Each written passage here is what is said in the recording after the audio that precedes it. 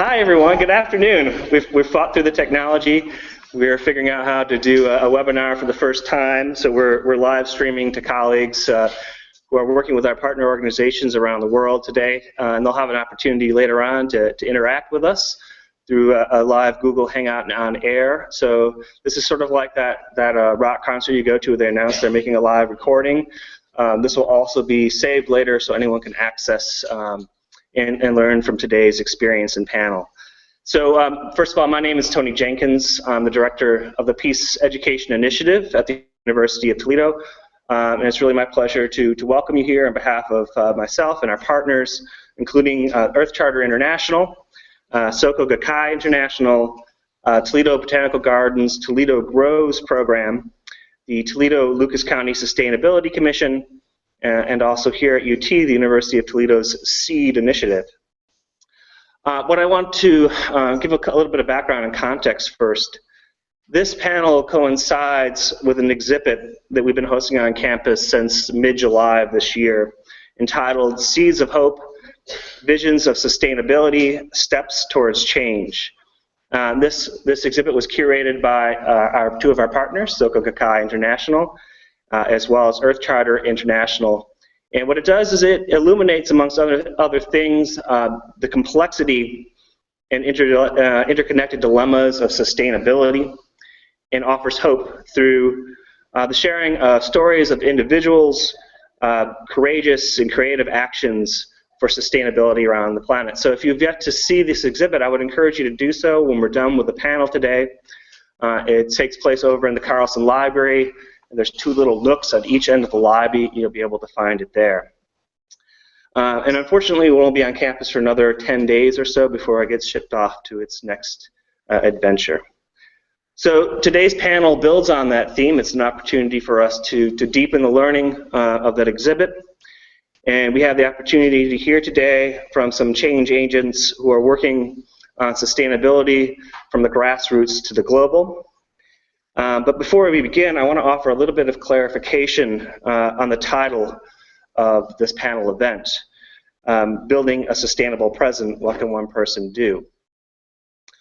Usually we think about sustainability, we don't talk about the present so much, but this is a really intentional choice for us, and it came from a reading of a definition of sustainability that's on our partner website for the SEED initiative, where they define sustainability as the ability to meet the needs of the present without compromising the ability of future generations to meet their own needs.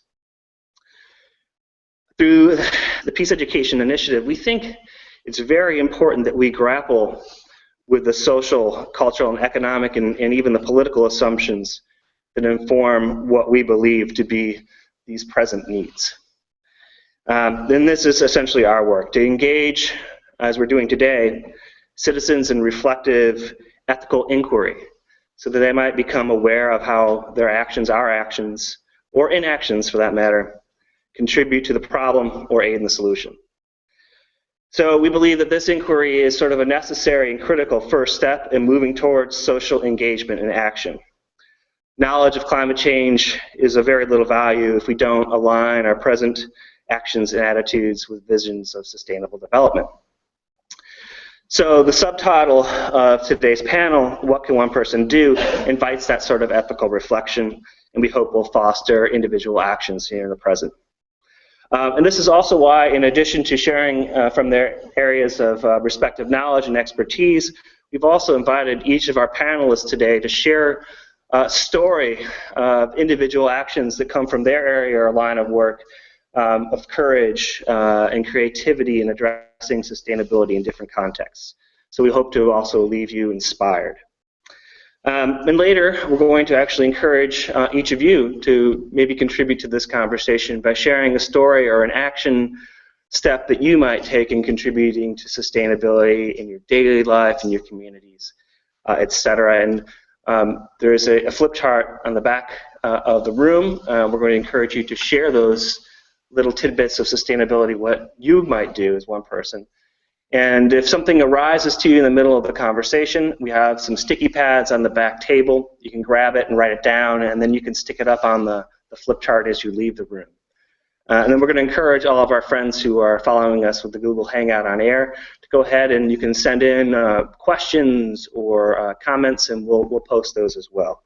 And we intend to add this little piece of commitment from each of you to the exhibit. So whatever we post on that poster board in the back is going to be also hung up on the wall next to the exhibit for others to see and learn from your experiences. So let's get on with this wonderful panel. We have 4 speakers today and 1 respondent. Our first speaker we're going to hear from is, in a moment, who you see up here on the screen, is Alicia Jimenez from Earth Charter International. Then we're going to hear also from Dr. Andy Jorgensen from the University of Toledo. So we're moving from the global down to the local. Then we'll hear from Melissa Greene from Lucas County Sustainability Commission. And finally, we're going to hear from Elizabeth Harris and a real good, wonderful, powerful story of a grassroots perspective. And finally, we'll have hear from a respondent, Barbara Jenkins from Soka Gakkai International, to give some context to the exhibit and the experience we're having today. So are we ready to bring Alicia on board? So Alicia, can you hear us?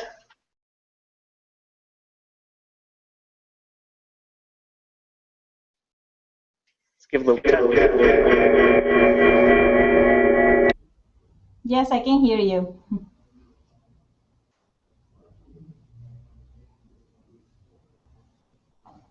Go ahead. We have to mute the microphone. We get a big echo. So we're going to give you your 15 minutes, and then we'll go. Okay? Okay.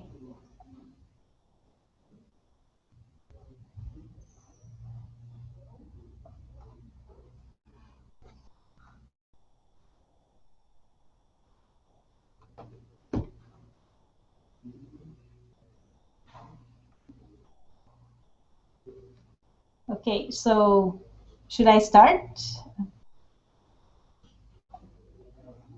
Should I start? Okay, perfect. Good.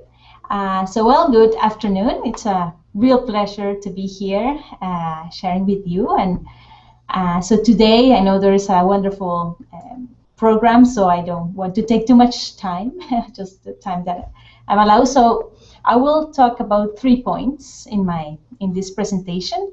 First, I will speak about the Earth Charter and reflecting on why global ethics is important. So that will be my first point. Then I will reflect on the recently approved Sustainable Development Goals and their connections with the Earth Charter. So from this reflection on global processes to promote sustainability, I will focus on the individual level, as Tony mentioned.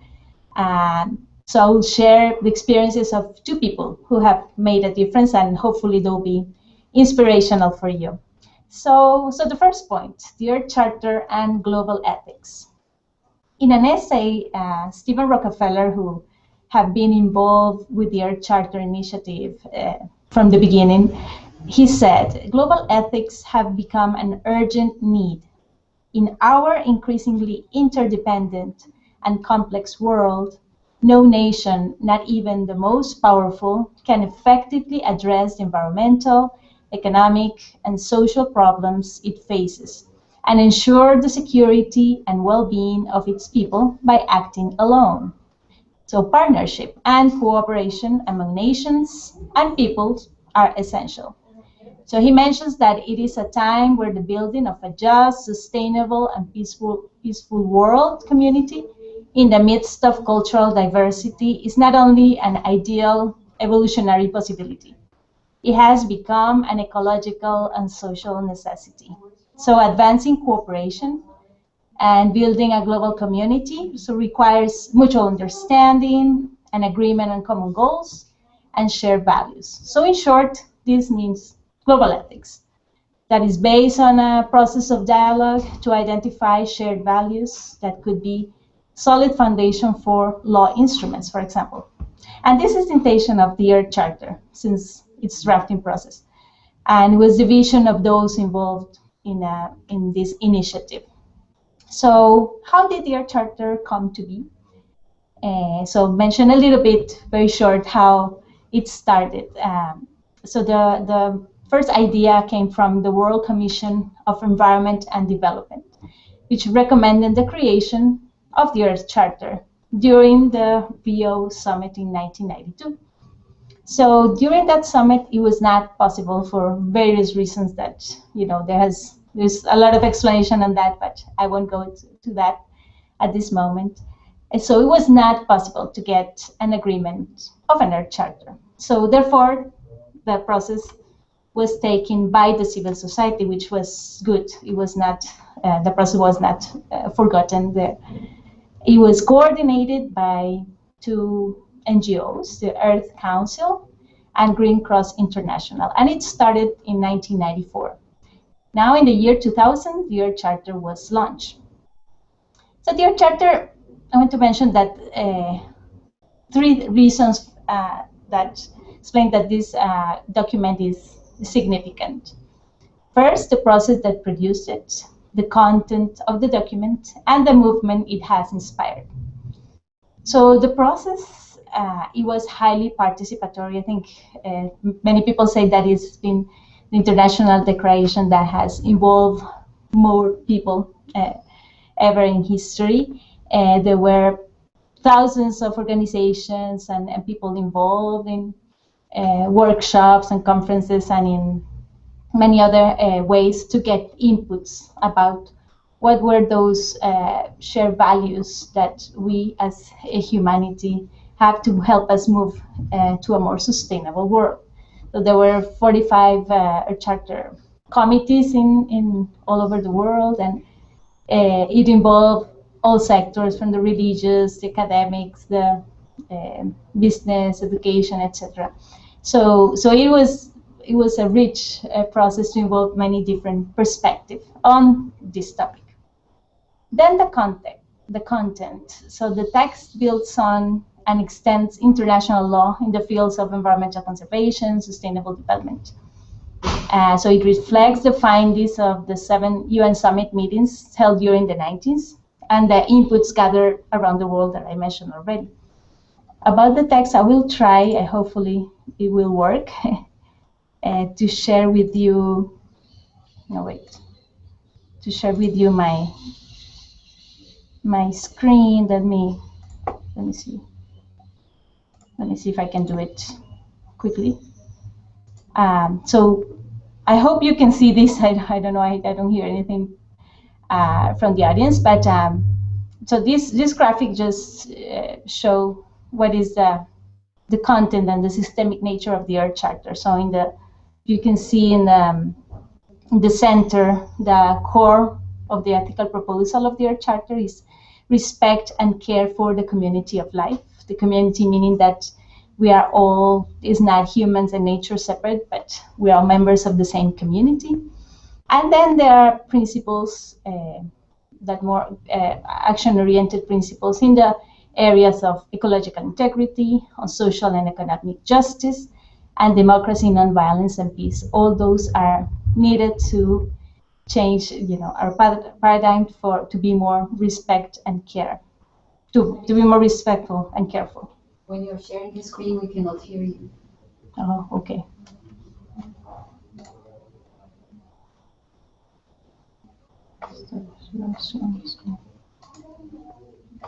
Okay, so I heard that you could not hear me when I was sharing the screen. So you saw that image, and it was just to mention, hopefully you were able to read. And so it's just how is the content of the Earth Charter structure. So in the core is the ethical proposal of the Earth Charter, which is on and respect and care for the community of life. So it's about an ethics of care. And to achieve this, it is important to work on specific areas related to ecological integrity, social and economic justice, and democracy, nonviolence, and peace. Anyway, I invite you to read the Earth Charter. So it's online, and our website, earthcharter.org. And so you'll find it's not a large document, but it's very, hopefully it could be very inspiring and useful for you. Anyway, the third reason that your charter is significant, has significant importance, is the movement. There are thousands of organizations and people who have endorsed your charter and are trying to put these principles into action, influencing policymakers and incorporating it in educational processes. Your charter challenges us to recognize that we are all citizens of a shared planet, as well as citizens of local communities. So we have the global and the local, and we have a role to play in the transition to sustainability. So the Charter principles provide government, business, and civil society with a clear vision of the revolutionary changes needed if humanity is to achieve a sustainable way of living. Nonetheless, their charter offers broad ethical principles and general guidelines. In this sense, it doesn't attempt to tell people what exactly to do, but it tells people and organizations, etc., of what to think when making a decision. So their charter principles need to be contextualized. That's why we need a bit reflection on how they can be put into practice. So that's their charter and global ethics. And now I will turn to the second point on the connections with the Sustainable Development Goals. So on September this year, probably many of you heard that during the UN General Assembly, the new post-2015 development agenda, that is the continuation of the UN Millennium Development Goals, was approved by all state leaders of the world. So during Rio Plus 20 in 2012, the idea of creating a set of Sustainable Development Goals emerged from the Government of Colombia representatives. The idea was to have a set of goals to inform policymakers in the definition of development plans. So in parallel, the United Nations was in the process of defining the continuation of the Millennium Development Goals. Several people proposed to bring together the idea of the SDGs, the Sustainable Development Goals, with the follow-up process of the MDGs, the Millennium Development Goals. So there was a lot of negotiation on that, and finally, in 2013, there was an agreement to bring these initiatives together, which is a remarkable achievement. So as a topic of research, I think it will be good as social scientists and analyze how these SDGs came to be and how participatory the process was. I don't have all the details because it was an overwhelmingly fast process. Imagine from 2012 until now, 3 years, we have the Sustainable Development Goals. So it was really fast. But there was an open working group where around 30 representatives of 30 countries participated to generate the drafts of the SDGs. Efforts to bring civil society to participate were made, opening spaces to participate in some of the working group meetings were opened, and people could, send proposals online. People, organizations, as we did as Earth Charter International and many others sent proposals. So, well, with all this fast process, finally, this year, 2015, the 17 Sustainable Development Goals were approved. As the Earth Charter, the UN Sustainable Development Goals are shaped by integrated visions of a world founded on the principles of justice for all and ecological sustainability. So the SDGs will provide for the next 15 years the international policy framework for reducing inequality, ending poverty, promoting human development, and protecting the environment. The implementation of these goals will open up dialogue process where the Earth Charter will certainly have a role. So in his last book, Stephen Rockefeller, which I mentioned before, said, "The Earth Charter vision is more comprehensive and some SDGs have a distinctive focus, but by and large, the SDGs are in accord with the Earth Charter principles."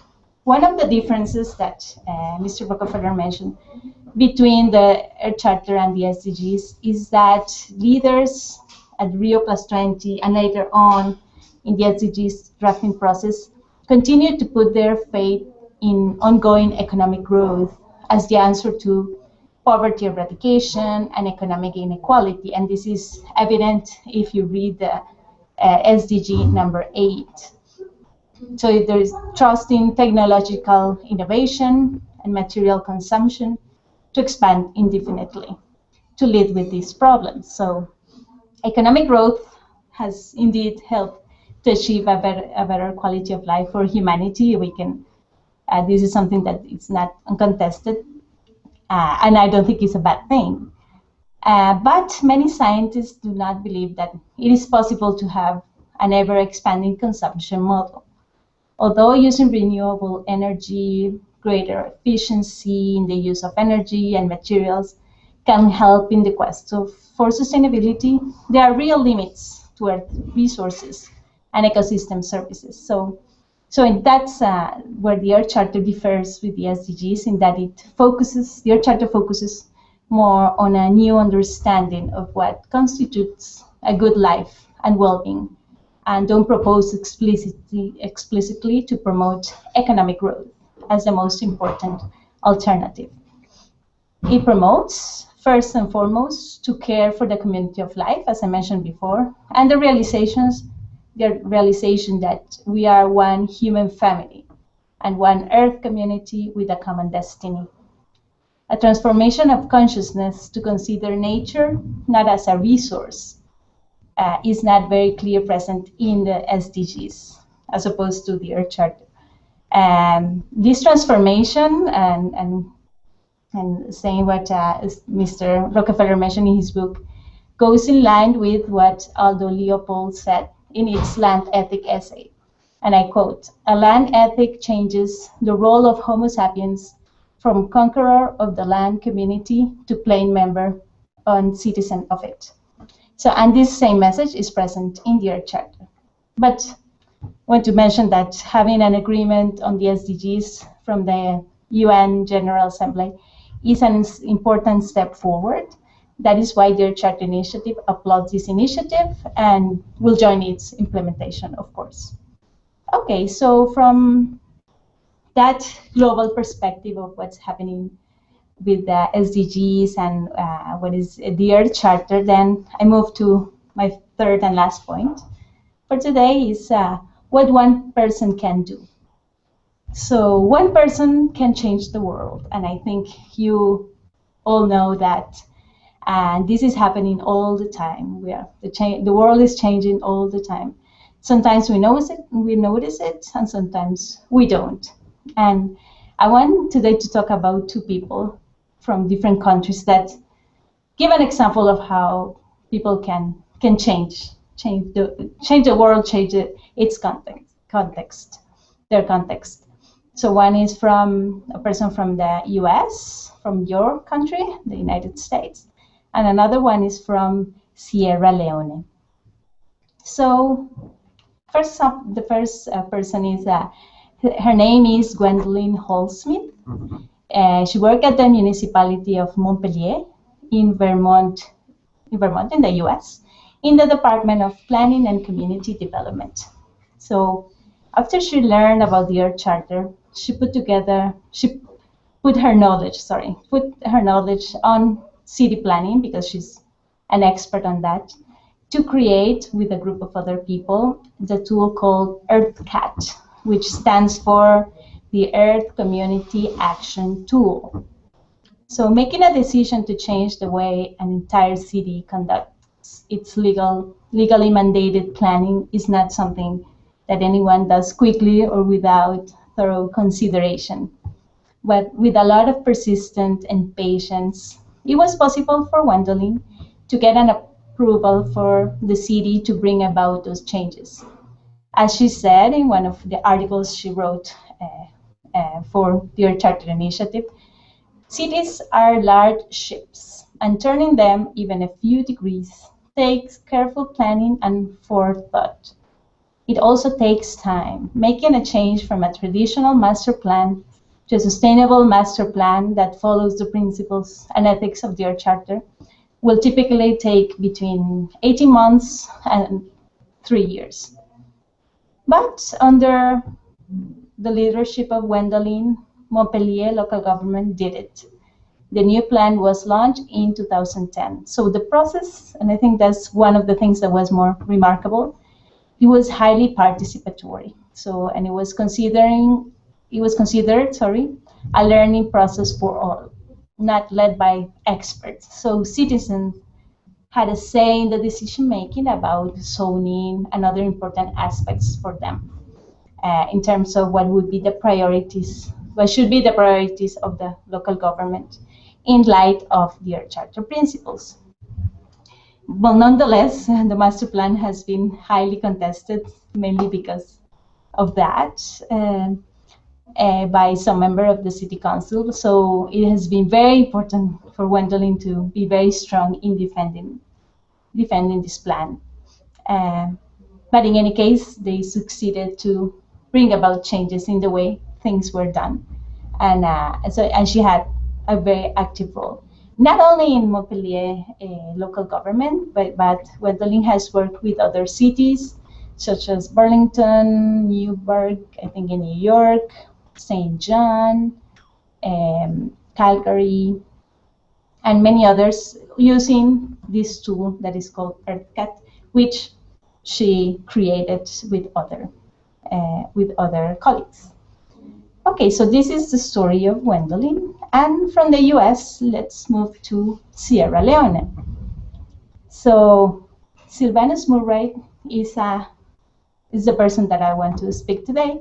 He's a graphic designer from this country, and his story using the Earth Charter began in the late 1990s during the civil conflict in his country. The civil war in Sierra Leone took place from 1991 to 2002. When the war started, Sylvanus was an active young leader in his church and community. Later on, he was able to work as an information assistant of the UN mission in Sierra Leone. So he founded the Youth Empowerment for Development Ministries in 1998. That's a non-profit, non-governmental, not partisan umbrella youth organization seeking to address the welfare of young people in Sierra Leone and beyond.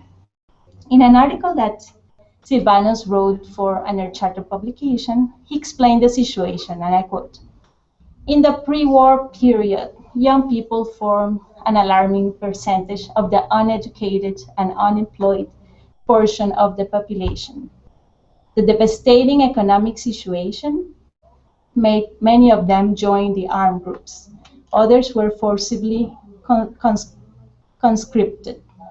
According to testimonies from the Truth and Reconciliation Commission, youth serving as soldiers were drugged and ill-trained and forced to commit the cruelest human rights violations against innocent civilians of their communities. Some of them were even forced to commit atrocities against their own parents."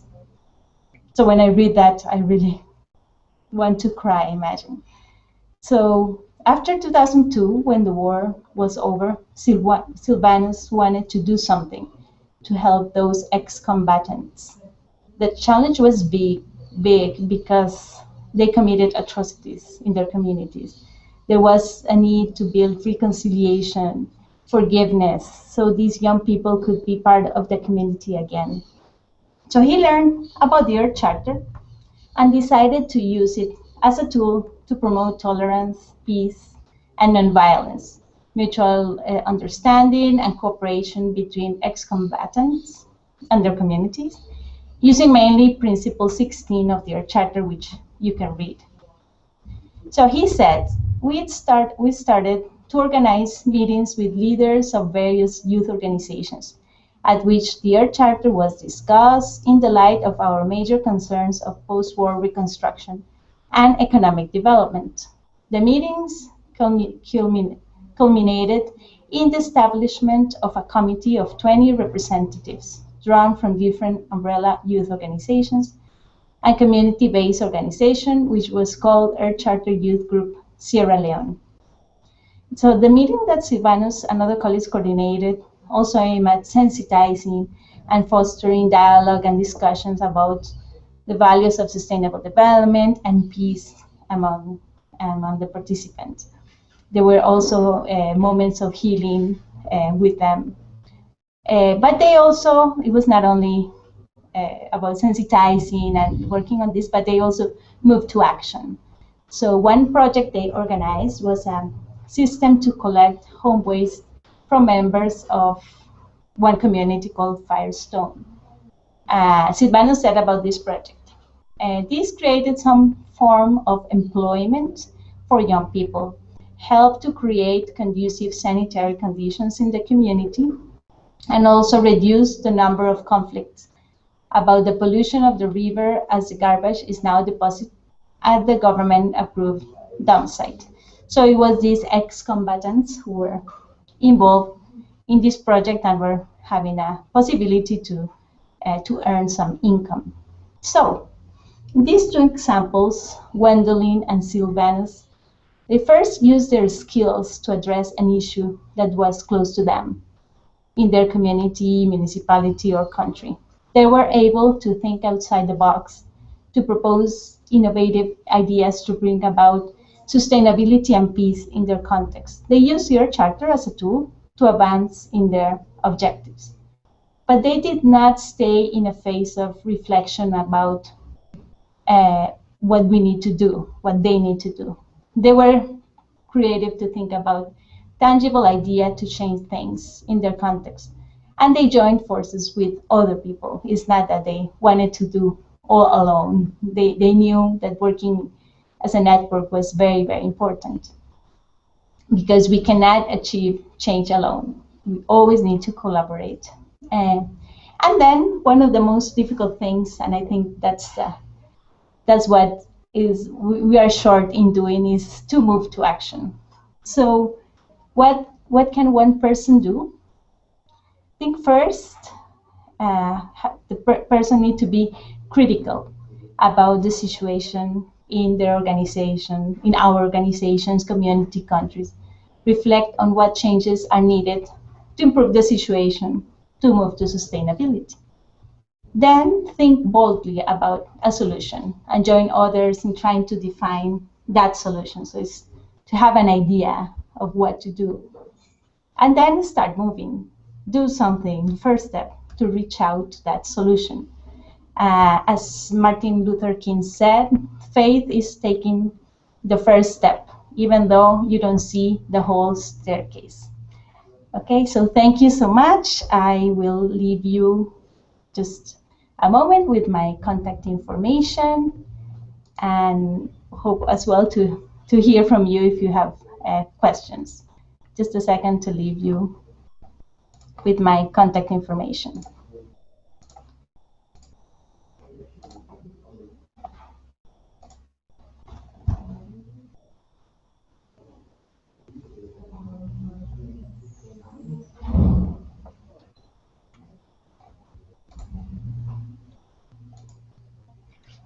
Okay, thank you. Can you mute that one?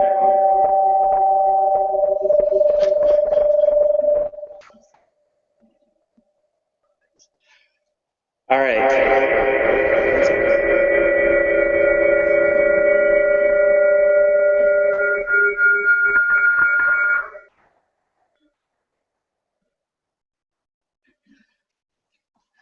Okay, thank you, Alicia. I apologize. We had to meet you here so we don't get feedback in the room.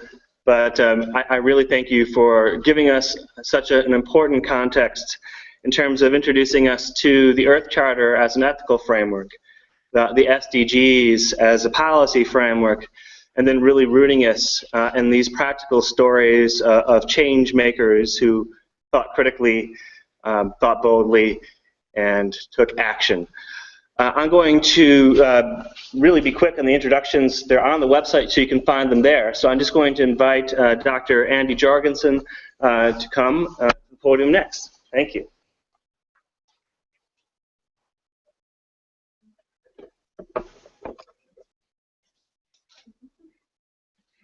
Will they be able to see the slides or only through this camera? She's going to bring up the slides. Okay. Well, thank you for the invitation. I'm very happy to be here. To put this context, I'm going to funnel it down a little bit. Going to start with why sustainability and start with the globe and international and then national and then how sustainability and give some examples. And I will, through the time, the examples, I'll give some that I have found to be relatively easy to do. I'll try to restrain my usual modesty on this. A joke to anyone who knows me, right? But then I'm going to close with a story of a professional colleague who really lives the life of sustainability more than I could imagine to do. So first, let's look at why sustainability. My particular area is climate change. And this is a picture from NOAA, National Oceanographic and Atmospheric Association, just a few days ago. This is the world, and it's got a fever. All right, the dark orange are the areas that have records. The darkest orange, all-time records for those places for the month of September. The little bit orange ones are near the top, etc. A few cool places, but if you want to get cool in the earth, there's not too many places to go. And this is an international picture. This is based on temperatures over 130 years, sampled at thousands of places every day throughout the year. The Earth is clearly getting warm. 2014 was our warmest year on record. 2050 is blowing past those records. First 6 months this year was warmer than last year. And so 2015 will certainly, almost certainly, be a new record. And 2016, another record beyond that, because we have some non-human natural things that are driving it as well as humans. Cost, I hear all the time, cost, yeah, it'd be great to deal with climate change, but it costs too much. Well, this is the impact of Hurricane Sandy, $65 billion, $100 billion in that year alone in disasters in the United States. Now, I must be careful. No particular thing like Hurricane Sandy can we say is caused by climate change. But since hurricanes are driven by warm ocean waters, and the ocean is warmer, can you connect the dots? Okay. And in fact, the ocean is about 7 or 8 inches deeper than it was, or higher up in sea level than it was just a few years ago, earlier in my lifetime. And so the people who got 3 inches of water in their basement, yeah, that really affected them, that extra 7 inches. This is the carbon dioxide levels that they use ice cores going back almost 1 million years. The CO2 is the main driver, by the way, for changing temperature. It didn't break 300 parts per million for 800,000 years. And then early last century, it got to a little over 300, and now it is over 400. This year's broken over 400. We've changed the entire atmosphere of the Earth, all the way around, miles high, from 300 to 400, increased it by 1/3. You think about if you took 1/3 too much medicine, would that be a problem? If you drank 1/3 too much water, or if you ate 1/3 too much food, oh wait, that's a little close to home maybe, but 1/3 too much is not a good thing. But that's only for now. By 2100, we could blow past it to about 550. We could be breathing air that has twice as much CO2 in it as it did when my parents were born, for example. And that's only for green. You notice the green dot? If we're incautious, the yellow dot, it could be triple. And it turns out our heart can handle the 3 times, but can the plants and the animals and the ocean handle the 3 times? Next. Tons of carbon dioxide per person. I'm constantly hearing comments, well, let's tell China what they should be doing, because China is the largest emitter, but let's put it in context. In terms of per person, this is tons of CO2 per person per year. This is 2013, the most recent year that I have full data. In the world, average about 5 tons a piece, so 10,000, the average person in the world, 10,000 pounds. China is just a bit over the average, okay? European Union of 28 countries, a little below. India is low per person, but of course it's big. The United States, we represent only 4% of the world, yet we release over 16 tons per person. So 3 times the world average, more than 2 times the China average. And if you look at over a historical period, this is integrated back to 1870. The kind of yellowish brown is the United States. We're 4% of the world, yet, as you see in the box, we've released 1/4 of all the carbon dioxide released in modern times in the world. So we're responsible for that. China, not even half as much. It's going up very fast in China, but China, of course, one of the reasons is because they're making stuff that we're using, okay? So we're partly given the ethical consideration. Next, heard of the country Bangladesh. It's next to India. It is half the size of the United States. It's the 8th largest in the world. More than 10 million people in that country are less than this far above sea level, less than 1 meter. And by 2100, certainly the ocean is going to be that high, and those 10 million people are going to have to leave. And yet, remember, we put out 1/4 of all the carbon dioxide. They have less than half a ton a person, 800 pounds a year in Bangladesh. They will pay the price, the ethical considerations. They will pay the price for other places in the world, including our country. So what can one person do? And I'm going to give some concrete examples in talks that I give. One is 3 types of bulbs. This is an LED bulb in the left, it's a complex fluorescent in the middle, and an incandescent at the end.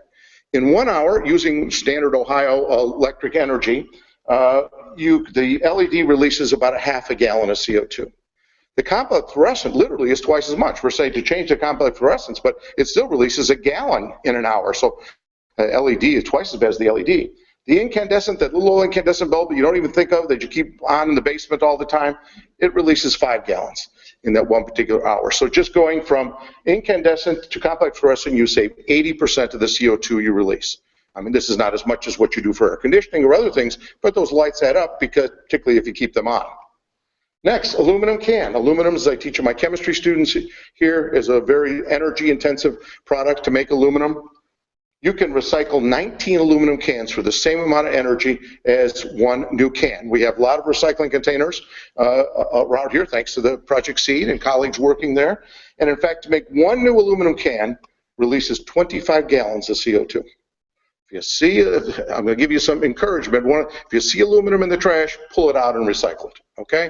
I mean, it's just, there's no reason not to. Next, animals. You've heard about the issues of food. Chicken is quite efficient in terms of putting pounds of chicken on the table per emission. Lamb, not quite as good. Pork, almost 4 times worse, but beef, 8 times as much. I've personally essentially got beef out of my diet, even though I like it, but I put beef out of my diet, eating more than chicken or fish, and fish depends very much where it's coming from. So our daily decisions affect what our footprint is in terms of sustainability. Beautiful landfill. What does every item in this landfill have in common?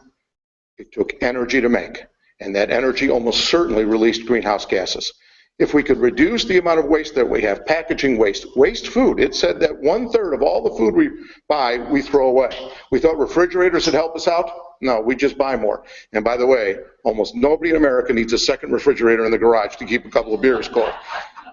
You're spending maybe 50 cents a day, $100 a year on that extra one, and releasing CO2, particularly if it's old, it's very inefficient. Unplug it. Thermostat. This is one thing that I've done for a long time, had a programmable thermostat. You can get them almost for free around here, where it's cooler at night. Electric blanket is one of the best cost savings you can use to keep your house cool at night and then warm up before you get up in the morning. I recently moved, about a dozen years ago, moved near campus. I was a little further out. And I moved to campus and I bought a nice old house, 1 level for aging legs and the like. And I found out, though, that my gas bills, which had been $100 and some in Sylvania, were $400 a piece in the winter because it had no insulation. They drilled in, there was nothing there except the outside bricks. So I spent several $1,000s through a plan of Columbia Gas, which you can get, okay? And they gave like a 30% discount. I took a home equity loan out, and I spent $4,000, but now my bills, instead of $400 in the winter, are like $125, $150, partly because natural gas is cheaper. Let me also say, in terms of the house, my wife and I have owned 5 houses in our 40+ years of marriage. 4 of the 5 I could get to my office on foot or on bicycle, and did on a regular basis. If people make decisions like that, where do you spend your time? You don't want it to be in traffic. Where do you spend your money? You don't want to pay the utility company. So decide what those things are. And last, here's the gentleman that I know. He was in Chicago, we're both natives of Chicago. He now lives in Alberta, Canada, where, and, just look at a map, it's north of Montana. It's cold. He rides his bike essentially year-round. As long as it's above about 12 degrees Fahrenheit, he rides his bike. He's got studded tire on the front. He takes his ski if he wants, on the end of the day, skis a little bit and come back. He has put 20,000 miles on that bicycle. Their family of 5 had 1 car among the 5 of them, when there's as many as 5 living there. They kept it for 25 years, and then the next car they bought had twice the mileage. I bought a new car last year. My previous car was pretty good. It was 20-some miles per gallon. I took my newer car to Chicago this past weekend. I got over 50 miles per gallon of diesel coming back. These are decisions you can make that not only affect sustainability, but frankly affect your bottom line as the amount of money that you're spending. So think about where you're spending the money. That'll tell you where you're generating energy, you're using energy, and generating CO2. Finally, what can you do as an individual? A week ago Friday, I gave my 130th talk on climate change. And by the way, I'd be happy to give a talk at your place, give my card afterwards. I have both a standard scientific talk that I give to students of professional groups, and then I have a religious talk, which really emphasizes the ethics. You know, the Pope is really a favor in terms of sustainability and anti-consumerism right now. If you want me to give a talk, so I've given 130 talks to over 4,000 people. And to get the message out, what I'm suggesting is, hey, we got a holiday coming up, and let's be thankful for the roof overhead and the food on the table, and the fact that we can live a more sustainable life so that we're not putting out 1/4 of all the greenhouse gases in the entire world when we're only 4% of it. Thank you.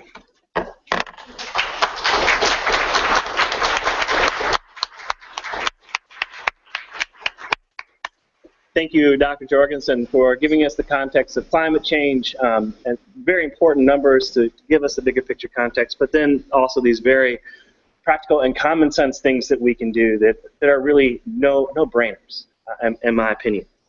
So I want to now turn this over to Melissa Greene from the Lucas County Sustainability Commission.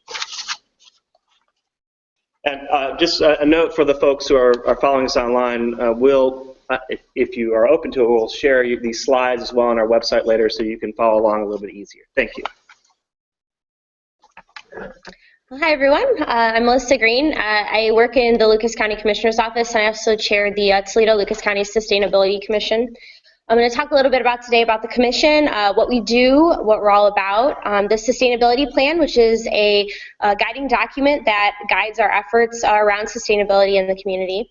And I hope to interject a couple of very simple short stories throughout. I don't have any stories about any person putting 20,000 or 200,000 miles on their bike, but it's certainly been a journey for the Sustainability Commission. I've been around for about 2 years now, and I've seen a lot of change and progress being made. So I definitely want to, talk about some of those things.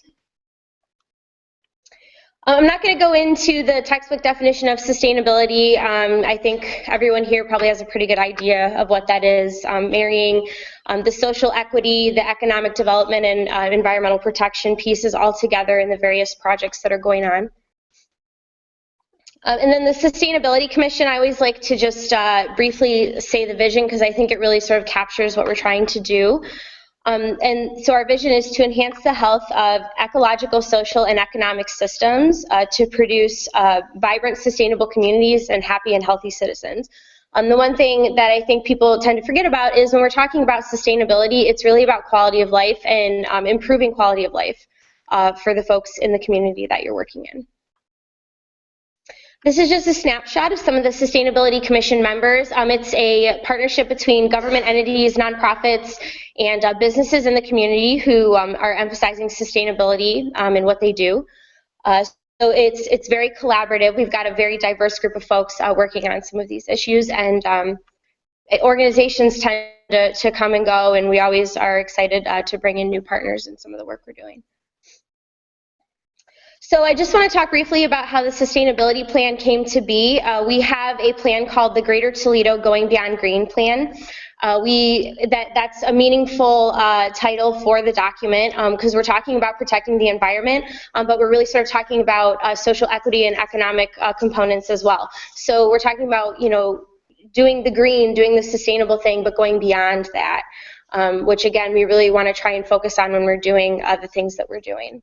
About 2 years ago, or it could have been longer than that now, it was in 2012, yes, about 3 years ago, we held a Greentown Sustainability Conference in downtown Toledo. We had about 400 people attend, and really started to get the community conversation going around what are the sustainability priorities in Lucas County, in Toledo, and what do we want to focus on moving forward, and who needs to be at the table. So the sustainability plan, just the great thing about the plan, it was about 1.5 year process creating this document. And we did a lot of stakeholder engagement. We did focus groups, we did conference calls, we did interviews to try and really gauge the community and see what sort of the focus should be for the document. And some of the cool things about our sustainability plan is, like I said, there's a real emphasis on social and economic components around sustainability. It's definitely regional. We're trying to focus on Northwest Ohio. You know, I am affiliated with Lucas County, but we certainly want to collaborate and have a broader reach whenever we can in the region. And something that is unique about our plan is that it was funded by multiple stakeholders in the community. A lot of these projects are done by one sole entity or are funded by a grant. The cool thing was we had all different partners pitching in the resources to get it done, which is really, really cool. So I'm not going to go over every single detail of the plan because it is very broad, it is very far-reaching. You can find the document itself on goingbeyondgreeneplan.com, which I'll put that information up at the end here. But we really tried to drill it down as far as we could. So we've got the lenses, which are the overarching themes that we're looking at, which again is that economic development, social equity, and then to emphasize, to look at how we are having an impact on the more environmental components. We actually looked at climate change, which I am going to touch on here in a little bit. I think it's the most pressing issue of our time. I think communities need to be doing more around incorporating planning around climate change. So we really wanted to capture that in the plan. And so I'm just going to talk about some of the focus areas, the priority actionable things we want to do, and some of the projects we've already started working on and that we'll continue to work on. So this is the framework, and it kind of it shows the focus areas that we focus on in the plan. So this is through that vetting process I talked about, where we talked to all different people to figure out what we wanted to focus on. Again, I'm not going to go through every single one, but these were the things that we decided on as a community that we really wanted to focus our priority actions on. So again, this can be found in the document, certainly not going to go through each and every single one. But so these are the actual steps that we are going to be taking to make some progress in some of these priority areas that we focused on, that we chose to focus on, and some of the things that we're already working on now. Some of the things, well, all of the things really touch on one another. And because there's so much, we really are focusing on a couple of these to really move them forward. It's certainly not something we can work on, you know, all at once. And the other thing that we're really trying to do as well is figure out a better way to capture what's going on in the community, because a lot of this stuff is already taking place. And we really are trying to figure out a better way to sort of tell the story of sustainability in Lucas County. I think a lot of organizations are doing far more than we're aware of. So we're going to be working to do a better job of that. Again, water quality and supply is a huge priority here, as you know, with the algal bloom issue in the Western Lake Erie Basin. We're working on solutions to that. Land and natural resource use, this impacts every component of protecting the environment, how we're using our land, you know, what resources we're using from the land. Healthy, active, and safe communities, a lot of things going on around healthy corner store initiatives, putting healthy food in corner stores so folks who live in food deserts have access to healthy food. Double up food buck programs where if you use any of your WIC assistance for food, if you use it to buy fresh produce at certain farmers markets, you get $1 for every dollar you spend. So trying to promote healthy living and green spaces in areas that don't have them. Education, engagement, and empowerment, getting folks involved. University of Toledo students and all different folks should be getting involved and feel empowered to be a part of the movement around sustainability. Community vitality, I'm going to talk a little bit about how we're taking it. We really want to start to take a neighborhood approach to some of the sustainability activities we're doing. We're finding that different neighborhoods in the community have different challenges and different priorities, and we really should be focusing at that level to make impactful change in people's everyday lives.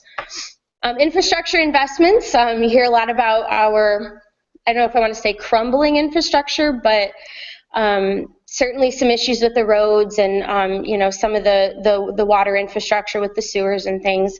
Definitely want to see to it that we're preparing our infrastructure for the impacts of climate change, which I'll talk a little bit about. and economy and workforce development, making sure dollars are spent smart and spent here in the region and dollars stay in the region. So here, what we've done with each priority action is we have ranked how it has an impact on climate change, equity, or economic health, and that's a very strong correlation, which would be a bolded circle, a mediocre correlation, or a weak correlation. So we've kind of done that analysis for each priority action. To see if we're really trying to combat climate change, if we're really trying to address some of those social issues we've identified in the plan, which of those actions are going to have the greatest impact. So I just want to talk a little bit about some of the current projects that we're working on and some of the things moving forward. So the Greene Stormwater Infrastructure Task Force is a group of folks working to mitigate our stormwater runoff pollution. This has an impact on the water quality issue in the lake, and as well as just general runoff of all different types of things. And we're talking more about urban runoff here as opposed to the agricultural runoff we've been hearing a lot about with the algae issue. So that group has been intact for about a year and a half now, and we're really at the point now where we're gathering resources to do a green infrastructure watershed plan. We really want to use, as effectively as we can. We want to use rain barrels. We want to use rain gardens, bioswales. We really want to mimic nature to capture and purify stormwater to reduce the impact on the water and reduce the nutrients going into the lake using those types of tactics. And we want to see businesses doing that on their property. We want to see homeowners doing it at home. We want to see, our civic leaders in government, using it in the public right of way, all different venues. We would love to see more green infrastructure. We do a lot of work with the University of Toledo engineering students. I don't know, are there any engineering students in here? Great. Yeah, we do a lot of work with Dr. Cindy Gruden, doing site design for green infrastructure, developing templates for businesses and agencies to use if they not familiar with green infrastructure, they can use those types of things to familiarize themselves with it and, be able to actually put it in place. Our Sustainable Business Recognition Program. This is just a program that it's set up for businesses who are interested to analyze their practices and see how they're doing on sustainability, see what types of improvements they can make, and commit to making improvements over a 2-year time frame. And it's a sort of a survey the business fills out. And it takes into account healthy living for employees, water quality, waste reduction, energy use reduction, looking at all those different types of things, and so they can really get a snapshot of how they're doing around sustainability. We currently have 15 businesses in the program, and we're working with the Chamber of Commerce and other folks to try and get more folks involved. So when you sign up, you're offered a free sustainability assessment, again, provided by UT engineering students through the Solid Waste District has a program that's free where they do waste and energy audits for each business. And you get a decal to put in your window if you are a sustainably recognized business. So again, trying to provide some incentives for businesses to want to go green. So the Partners for Places project, this is a project we've been really excited about. This is, again, going beyond green at that neighborhood level. What can we do in a neighborhood? How can we have an impact on individuals in their day-to-day life? So we're currently in the process of doing a demonstration project in the Old West End. Any folks here who live in Toledo? Are you familiar with the corner of Central and Detroit Avenue? Have you seen mounds of soil have been dropped there? Yeah, that's part of our project. So we're going to be doing a rain garden public art installation, and the beginning phases of that are underway. I've never seen a group of citizens so excited about dirt. So that's been really exciting, and we've been working directly with the neighborhood group in that area to design that project. So that's been a really great process, and they're very excited about it, very engaged in that process. From that grant, we're also doing a neighborhood revitalization toolkit. I think Jen is here. She's been working with me on the Sustainability Commission to develop a toolkit that will be available. I keep doing that, I'm sorry. a toolkit for neighborhood groups to utilize to figure out how can sustainability enhance our neighborhood, and what types of tools and resources are out there to make some of these simple on-the-ground projects happen. That'll be available probably about middle of next year.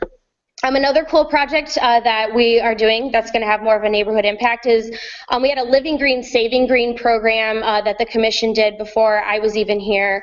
But we will be offering energy efficiency improvements, insulation, low flow shower heads, refrigerators, thermostats, all different types of energy efficiency products to folks who choose to rehab a land banked home that's not in poor enough shape for demolition. So folks who choose to rehab these homes and improve the neighborhood, we will be offering a package to these folks to do some energy improvement. And some of these houses need that insulation, and some of the folks deciding to do the rehab of these homes may need help paying for some of these things. So that's another cool thing coming up in January. The source water protection plan, we're in a bit of a conundrum with this. We're looking to address the water quality issue. It's not something Lucas County can do, not where a lot of the runoff is coming from, unfortunately. We obviously want to do what we can. So we are trying to work with upstream partners to develop a drinking water protection plan. And also with that, we have an initiative out of the County Commissioner's Office called Clear Water 2.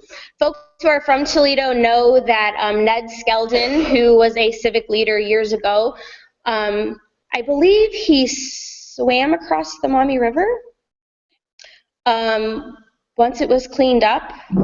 He did something like that just to basically bring attention to water quality issues in the area, as well as the Cuyahoga River catching on fire. That brought a lot of attention to the water quality issues in our area as well. And both of those things were sort of integral in the Clean Water Act getting passed. For the issues going on here, Clearwater 2 will sort of be that advocacy tool to get some policies passed that can help us fix the issue of the algal bloom in the Western Lake Erie Basin.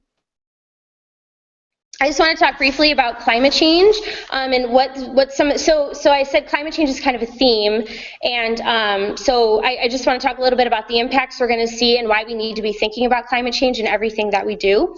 And it's really easy to make a connection in all of the things going on. So just some of the things that we'll be dealing with is, that when you think about the algal blooms, for example, when we have warmer water, we have more of a growth in algae. So we're seeing that kind of issue. We're seeing shifts in seasons. Birds, for example, are laying their eggs too early because we have these heat waves, and then it freezes and heat waves and freezes. So some of the wildlife gets confused. So the birds, for example, are laying their eggs, and then their eggs end up not being viable because it gets too cold. They thought it was time to lay eggs, and it wasn't. We're seeing bee colony collapse, and it's the same type of impact. So we're seeing impacts on our water, obviously energy, forests with deforestation going on in the area. We've lost a lot of our urban tree canopy in Toledo, and that's something we need to work on for sure. Transportation, our roads are even susceptible to climate change. So again, just preparing for things like droughts, heat waves, more frequent and intense storms, and flooding. We need to be thinking about preparing for all of these things, as we're going through our work, whether you're with the university or a nonprofit or anything. So these are just some of the things I pulled out of the sustainability plan that have a direct impact on increasing energy efficiency and reducing energy use, which is climate change mitigation. But again, we're really looking at adaptation in a lot of the projects we're doing.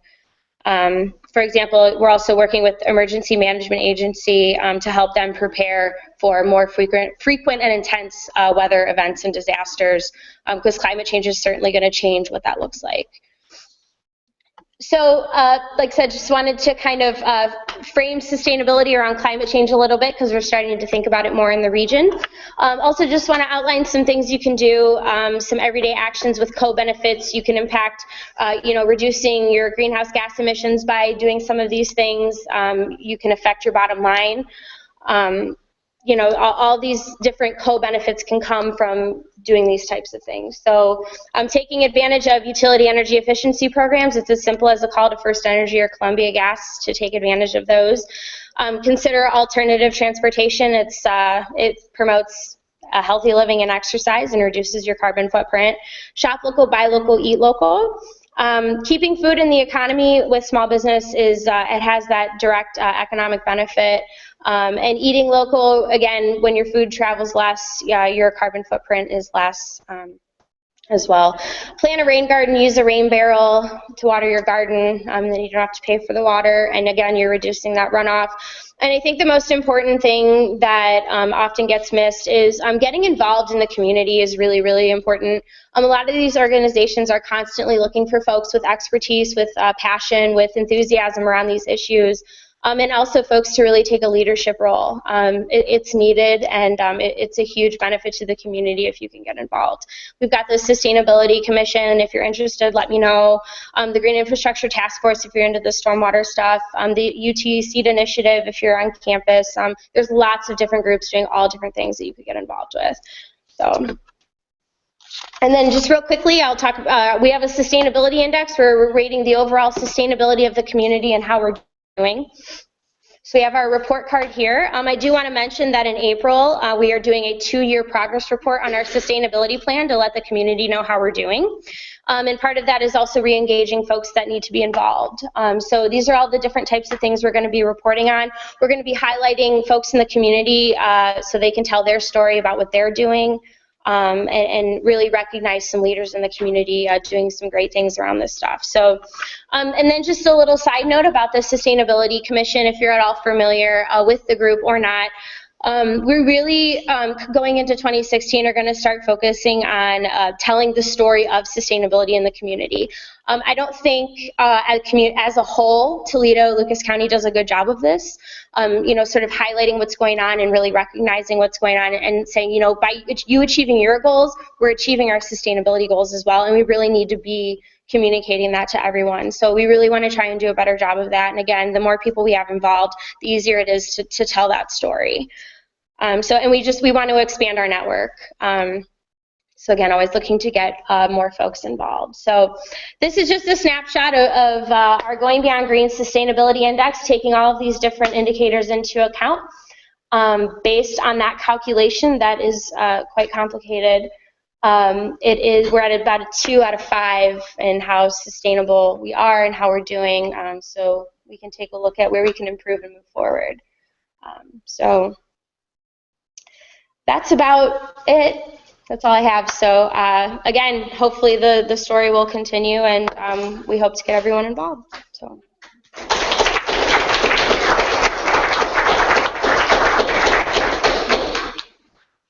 Thank you, Melissa, for really outlining for us the important work that the Sustainability Commission does. And I think it's really remarkable to hear how much climate change is a priority in the plan.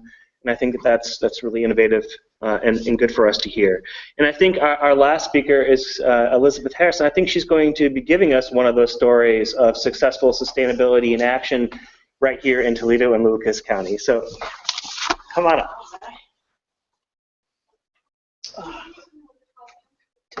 Photos 2015.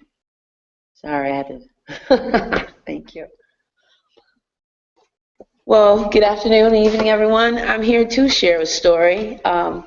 Melissa Greene and I have known each other for a while, and I've been trying to be a part of this sustainability movement for a while. I attended Greentown, and that's where we kind of were trying to implement an idea that we had to put an urban farm in the neighborhood. And as Melissa said, I believe starting the sustainability has to start with the neighborhood, because each neighborhood has different ingredients and different cultural differences that have to be addressed when addressing sustainability. And so what I did is I started with my own community. And around Greentown, in order to make change, someone has to change. I was a teacher at that time. And what I did is I said, this makes sense. And what I did is I enrolled at Owens Community College as a urban agriculture student. And I chose to change my entire lifestyle, which I went from a teacher to a farmer. just to show my community that it can be done. And what I did is for 3 years, 4 years, we were the Glass City 3 years. We were the Glass City Go Gals with no goats. Everyone kept saying, there they go again. There's no goats, there's no goats. But March of this year, we have goats. And yes, we have goats. That is it's a feat because the part of town where we were at was on that Greentown walk. There were 18 houses in a cul-de-sac. My friend lived at the one house. There's one person living on this street with 17 abandoned homes. And I would come visit her and say, this is a mess. What can we do? And we would literally sit on the porch and say, gosh, what can we do? Well, one house came down.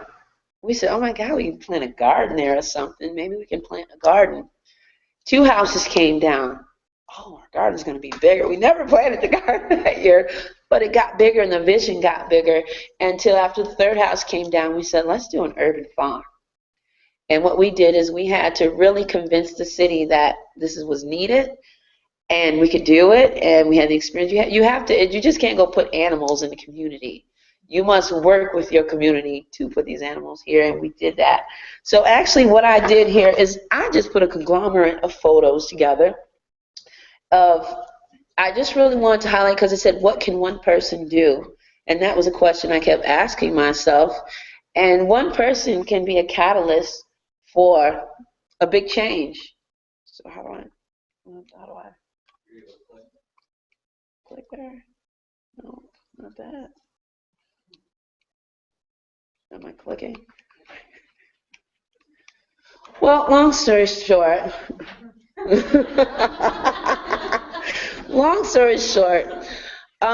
what birthed from this goat farm, when we finally got the goats there and we finally repurposed these vacant lots, is we saw a change in our community. First people said, over my dead body will I live next door to a goat farm. And so we had to bring goats in the community so we could introduce them. We had meet the goats, and we would bring them from the country and take them back. And we started to see this compassion for these goats. Oh my God, look at the goat. So cute. And no, but it translates to compassion for your community and caring for your community. And the kids loved it. It became, the talk of the community. Now everyone on my street owns a goat. They're in my yard, but they think they own the goats. They come visit them every morning. And we started to see the community kind of coming back together. Since the time of Greentown, I'm just kind of jumping through here. Since the time of Greentown, the crime in our community has been decreased by 50%. 50%. In our community, over on the north side of Toledo, Jeep Parkway area, 30% of our community is under the age of 18. We have no parks over there. We have nothing for them to do, few jobs. And I thought, geez, if we could create a farm, maybe we can't create a job for everyone, but we can create a place where there's always something to do. The children can come in, the young people can come, even anyone of all ages can come in, and we can teach them work ethics. And so that's kind of what it became. It became a place of, if I want to work, let's go to the farm. And there's always something to do. And so from the time the goats arrived in March till now, we have been visited by an appointee from Obama, Antonio O'Reilly, who's over 6 states on urban development. And he has sent I think it's the U.S. Global Popes from Washington came and visited. And it's now become, I think everyone in the city knows us. I think they know us. Now from that has birthed the first urban 4-H in our community. We have over 40 children within the community that come, and we just had a fall festival last weekend, our final festival. And, well, the pictures aren't important, but the fall festival, and now these kids are being able to do hands-on projects. Okay, we went to the website. That's okay. We now have a place. Yeah, these are kind of, that's us at Greentown. That's us in the greenhouse. These are on our website. We have to update. Those pictures are so old. but we really took sustainability serious. And like the first speaker said, someone has to be a leader. Someone has to be a leader, and that's in answering the question what one person can do. They can do a lot through leadership and inspiring their community. I believe you don't also, after inspiring, you have to involve. So we believed we got every community member we could involved in anything we do. If we're going to install raised beds, we tell the whole community about it. They're there, they're excited. If we're gonna knock down a house, it's coming down, but you would not believe how many people sit and stand and watch an old abandoned house come down, and they're so happy to see it come down because there is crime in our neighborhood, there is blight, and they want to see it down. So we slowed our process to the point where we do involve our community in pretty much every step we take. And because of that, we believe that it has changed, and we know it has changed our community. Kids are involved. I mean, when the baby goats were born, oh my goodness, people are knocking at my door at 6 a.m. Are they up? But it's okay. It's just a sacrifice, a small sacrifice to change a community. And another thing that was birthed out of this goat farm was a teen program. What happened was I went to school with a girl and her sons. I saw them walking down the street, two of them walking down the street. I said, what are you doing? I need some help moving some bricks. I said, okay. And so they came and they helped me, and they kept coming back. Every Saturday morning they would call and say, Ms. Harris, is there something that you need done? Oh yeah, well sure, come see me. And so from those two boys, the program has grown to 30 young men. 30 young men now in the community, and I would give them what I could, and now some stipends have been donated to give to them. But 30 young men now call me. I have a schedule now, but they call and they want to go to work. And that's what my job is to do, is let the community know that these guys aren't bad. Because there's so many programs put in place for after they have offenses. They even said, Ms. Liz, do I need to go do something? No. We're going to find money. We're going to find money. And I am just so proud to say I let one of the young men speak it last week. And he came, he kept coming, and he told the group, he said, Ms. Liz gave me an opportunity. And that's what this was. The Glassity Goat Girls was an opportunity that was taken advantage of and is blessing our entire community. The young man has now gone and got his GED from the Moreta Center. Well, he'll get it in a week or so. He was offered a job at Seaway Market. He was offered a job by Neighborhood Works. They're in the works of looking for him scholarship money to attend college, and the whole community is talking about it. And that's, now they're coming to Miss Liz, I want my GED. And I just simply point them to the resource. I just point them to the resource, and that's who I am as a leader. I am the person that I get as many resources as I can allocated for these children, for this community, and I point them and direct them in the right opportunity, or in the right direction. So Glassity Goat Gals is something way bigger than just an urban farm. It's actually a revitalization of a neighborhood. It's economic development. It's repurposing lots. It's creating hope in a community. So what can one person do? That's what I thought this was about. A lot. That's the answer. They can do a lot. Thank you.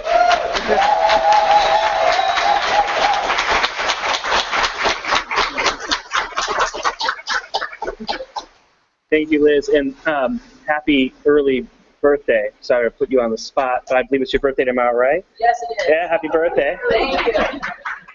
And if you haven't had a chance, I'm sure you'll open the doors to the neighborhood for anyone who wants to visit. It's really remarkable what you've done to transform that space. And I visited a lot of community gardens in the past, and they're plots, they're raised beds, but they're not community. And this, you've transformed, in a sense, the whole culture of that neighborhood. It's not just the open space. You walk through the other houses, and people are planting their own gardens, and so it's really remarkable story of what one person can do. And of course, it's not just you; it is that whole community. So I want to invite the last of our speakers, Barbara Jenkins, no relation, from Soka Gakkai International, again, one of our partners who, and also one of the curators of the Seeds of Hope exhibit.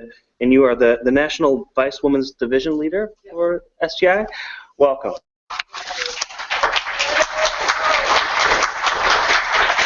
So I'd really like to thank the Peace Education Initiative and Tony Jenkins for spearheading today's event and providing all of us with the opportunity to really reflect on the idea of what can one person do to create sustainable change. Throughout history, we have seen examples of how one person's actions have changed the world. Mahatma Gandhi inspired and mobilized masses of people to end colonial rule in India. And Dr. Martin Luther King Jr. galvanized people around our nation to advance civil rights. And scientist, scholar, and author Rachel Carson, whose love and study of nature led her to write the handbook for living on the planet Earth, Silent Spring, became the mother of the modern-day environmental movement. Each of these individuals had a vision that was too great for them to ignore.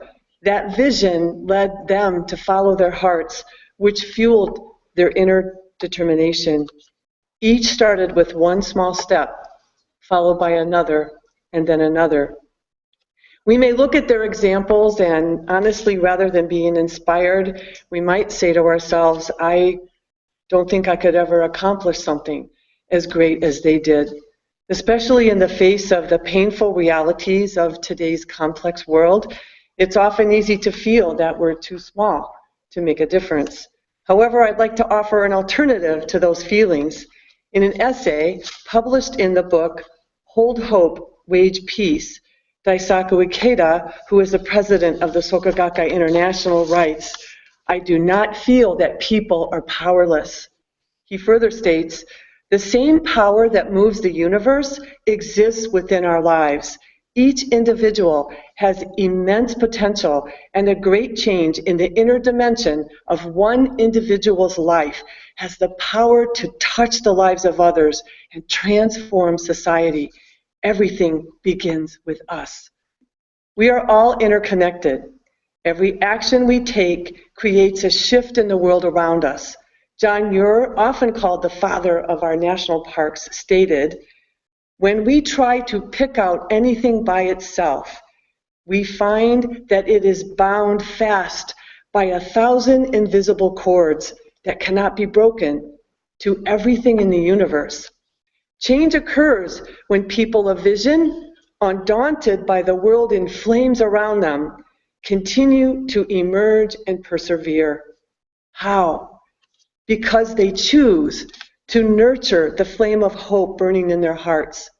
And as Dr. Martin Luther King Jr. said during the height of the civil rights movement, everything that is done in the world is done by hope. As Tony Jenkins shared in his opening words, in partnership with the Earth Charter International, SGI created the Seeds of Hope exhibit, which is on display in the Carlson Library. The exhibit showcases well-known individuals as well as those who are less familiar from around the world who have taken up the challenge of creating change. For example, you may be very familiar with one of the panels that focuses on the vision of Dr. Wangari Maathai. Dr. Maathai was born in a rural area of Kenya, but was able to become the first woman in East and Central Africa to earn a doctorate degree. She inspired and helped women and children learn how to plant trees in order to stop the soil erosion, depriving their communities of their very livelihood. Through the establishment of the Greenbelt movement, Dr. Maathai's actions resulted in more than 50 million trees being planted throughout Kenya. You can see her strong determination and hear her passionate voice in a video produced by the Earth Charter and the Soka Gakkai International entitled A Quiet Revolution on YouTube. She says, sometimes I tell myself I may only be planting a tree here, but just imagine what's happening if there are billions of people out there doing something. Just imagine the power of what we can do. Dr. Matai inspired a global movement that has since grown to include 30 countries and the planting of more than 12 billion trees. Her work, which began in 1977, was recognized with the Nobel Prize nearly 30 years later. Another panel of the Seeds of Hope exhibit depicts Joanne Wilkes, who bought a home in Manchester's Moss Side in the United Kingdom, which was known for crime and gang activity. Her family expressed their concern. But Joanne created a neighborhood street party that brought over 300 people together and resulted in opportunities for neighborhood redevelopment. When each of these individuals took the first steps of local action, they were not thinking of big outcomes. However, our actions, no matter how small, have a ripple effect and can indeed change the world. I joined Tony Jenkins in inviting you to view the Seeds of Hope exhibit, which is on display in the lobby of the Carlson Library, just 2-minute walk from here. Please feel free to take an exhibit pamphlet, and also you're welcome to take a copy of the SGI Quarterly, which is a publication that highlights initiatives and changes happening in peace, culture, and education. And both of these are on the back table. The first principle of the Earth Charter includes the statement, recognize that all beings are interdependent and every form of life has value regardless of its worth to human beings. To further illustrate this important principle, Seeds of Hope is based on the following themes: to learn and deepen awareness of environmental issues and realities, to reflect on our modes of living, renewing these towards sustainability, and to empower people to take concrete action to resolve the issues we face. Ultimately, the goal of the exhibit is to plant seeds of hope in the hearts of all who have the opportunity to view it, so that they can recognize the potential they each possess and take concrete action to make a change in their respective communities. Once again, I would like to thank the Peace Education Initiative, the University of Toledo, wonderful panelists who were so inspiring, and everyone who came here today for this opportunity to learn, reflect, and become empowered together, and to nurture the seeds of hope in each of our hearts. Lastly, I hope you feel empowered to discover the difference you can make one step at a time. Thank you very much.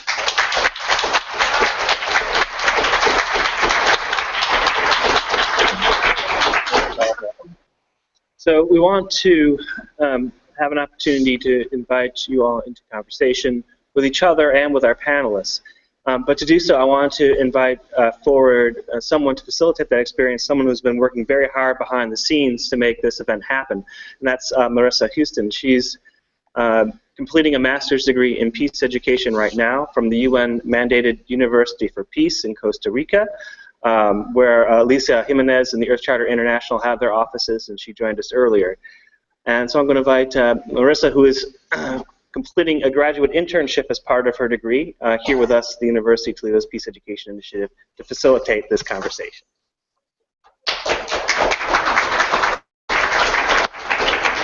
Thank you, Tony, and all of our wonderful panelists. So I think Tony already pretty much introduced what we're going to do.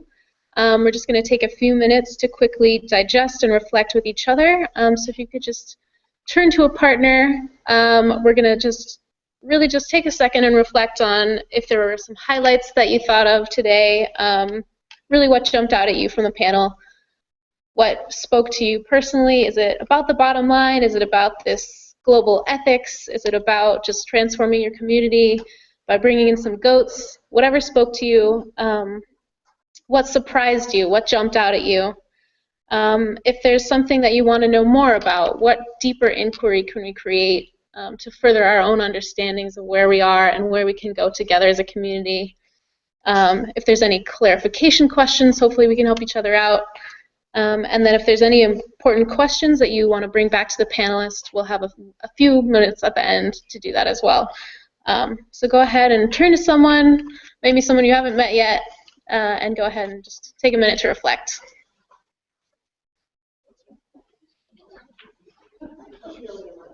All right, everyone. I think we're going to bring it back.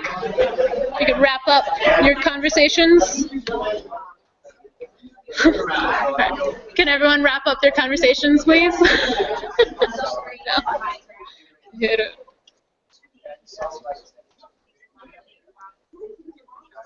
Right, my what? My chalkboard. All right, so I think we're going to take a few questions. We're running short on time, so we're going to give a few minutes if anyone has any pressing questions or brief comments that they would like to bring up.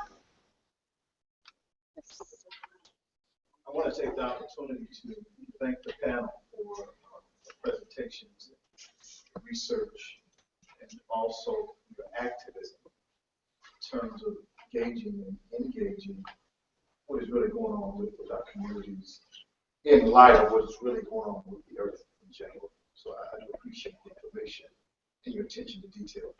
I am a 6-year PhD student at Northwestern University pursuing my doctorate of philosophy in the area of systematic theology. My research interests are Black liberation theology, economic deprivation among African American communities. I dabble and dabble with Marxism. I feel like it's very interested in Black culture, instances, and images of poverty in 20th century Black literature. And so last but not least, pneumatology, which is the study of the Holy Ghost. I am a child of the Black church, and I am a concerned citizen of the United States of America. My question to you guys is, ultimately, at the end of the day, where does the rubber really meet the road in terms of participating in this conversation of economic justice and the many very difficult and debilitating realities of economic poverty amongst African American communities and other minorities, so on and so forth? You know, what's the action plan? What's the method? What is the historical frame of reference within your particular study and your particular research and job description in terms of holistically responding to this very ill form of structural evil? You know, what do we do? After we're done having a conversation, we've done the research, we've talked about it, we've experienced it in our families, so on and so forth. It's a devastating reality, being poor, not being able to pay your bills, and getting no sleep, and bodily damage, no health insurance, no healthy food places to eat, no economic resources, no economic development in your context, your neighborhood context. My question to you guys is, where does the rubber meet the road after we're done leaving these academic buildings? That is a wonderful question. Let's take a few more all at once, and then we'll give all of the panelists a few minutes to answer and give any final thoughts. As I understand it, we're like the 14th worst place in the United States to live, in Ohio. And my question today to the panel, and I really appreciate your involvement here, is have they contacted Lucas County Jobs and Family Services? There's so many people that are getting services from them. Are they in with this program? Do they know about this? Are they willing to help? Or do they even know what you guys are doing? Any other questions or comments?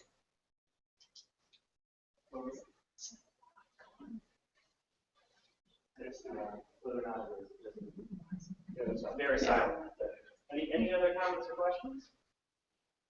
Because they're an easy group. There's one. All right, we have one over here. You're going to speak up. It's really soft. So I have a question just in reference to, obviously these concepts of sustainability on the local level, but then how does it begin to happen if it's not supported by the local government? Is that part of the process as well? Engaging, of course, the local, policymakers to incorporate some of these very great visions and put them into practice, because I'm kind of recognizing that if it's not legislated and supported by the local government, then, this kind of a movement on a grand basis to really make a difference and move the community forward. How does that happen? Any final questions?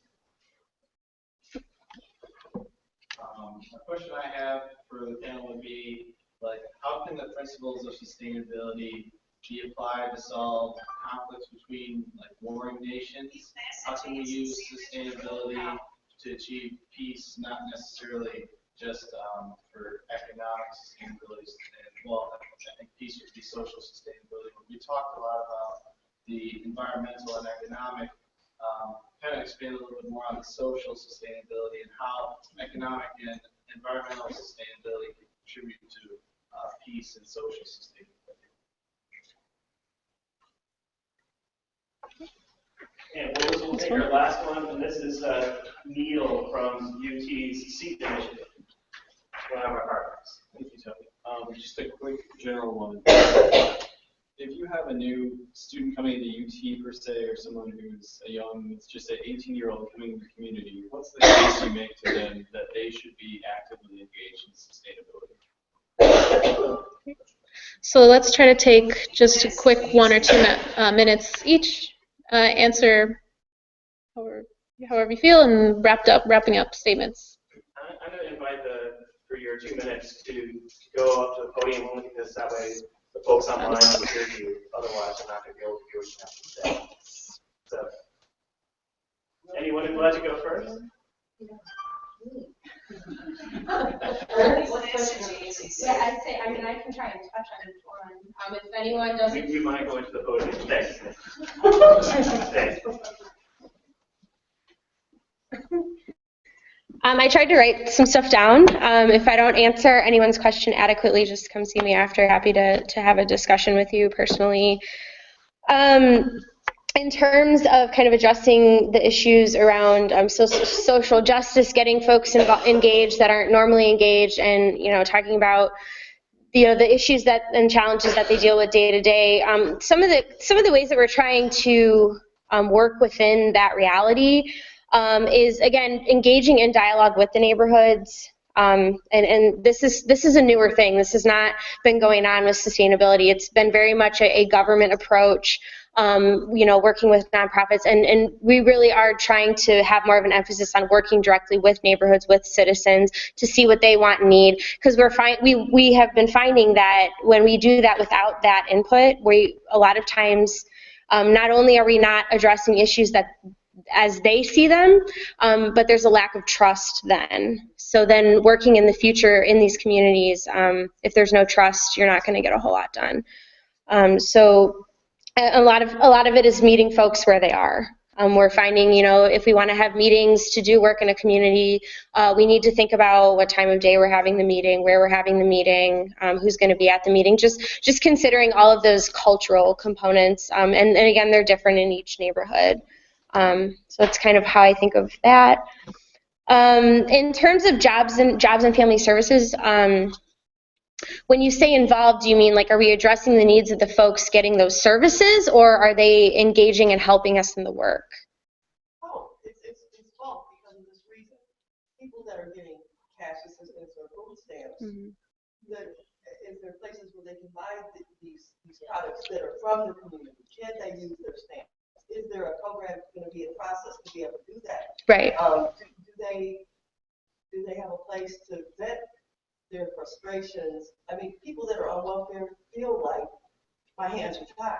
Right. But has anybody addressed that with the people that be at Jobs and Family Services to say, this is what we can do to help these individuals become more healthy or become involved? Mm-hmm. Or, because as I understand it, people that are getting food stamps, they have to work for their food stamps. Mm-hmm. So are we thinking about engaging these people to maybe help in some of these projects that are going on?